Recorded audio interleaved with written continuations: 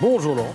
Bonjour Patrick, j'ai regardé les journaux ce matin, il n'y en a pas un qui ressemble à l'autre. Exactement ce que j'allais dire, ceux qui passent leur temps à geindre au prétexte que les journalistes passeraient leur temps à se copier les uns les autres. Ça arrive.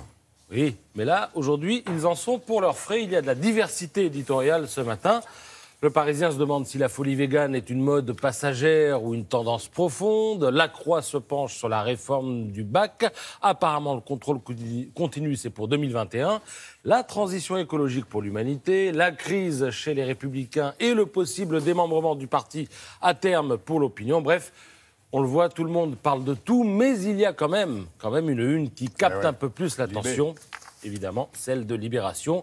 Regardez, la Méditerranée, un corps qui flotte. Alors elle dérange, cette une, mais rassurez-vous, c'est fait pour, au moment où les ministres de l'Intérieur de l'Union européenne se réunissent à Tallinn pour discuter d'un plan d'action. Et le plan d'action, on sait déjà qu'il va faire hurler, car il est question de reprendre en main les ONG qui assurent quelques 40% des sauvetages en mer et que certains accusent aussi de jouer les taxis pour migrants, voire d'être en collusion.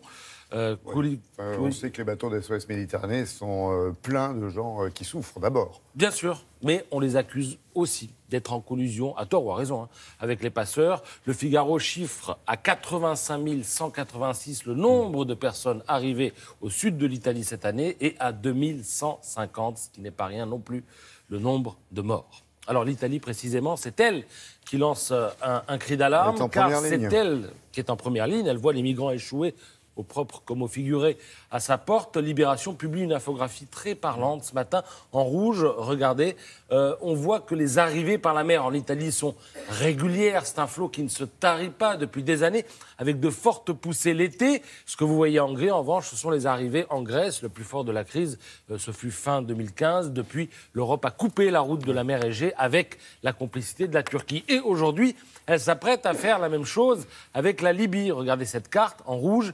Les naufrages, tout le monde passe par la Libye.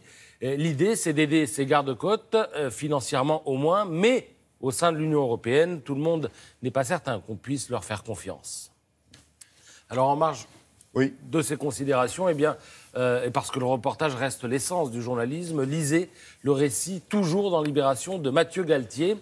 Il raconte le quotidien d'un homme qui, à Zarzis, alors près de la frontière libyenne, mais côté tunisien, enterre les corps des naufragés que la mer veut bien rendre. L'envoyé spécial entame son papier par les questions que l'homme se pose à chaque fois. Où vais-je l'enterrer? À côté de l'homme sans tête, vers la femme coupée en deux, ou à droite de ceux dont on a exceptionnellement prélevé l'ADN. Voilà, d'entrée, ça fait l'effet d'un uppercut. En même temps, encore une fois, c'est fait pour. Et puis alors, il y a ceux qui passent.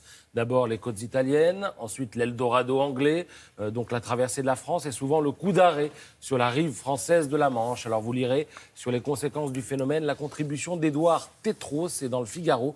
Il est consultant, il est aussi bénévole dans une association chrétienne. Et dans le Figaro, donc, il signe un papier intitulé « Ce que j'ai vu, porte de la Chapelle à Paris ».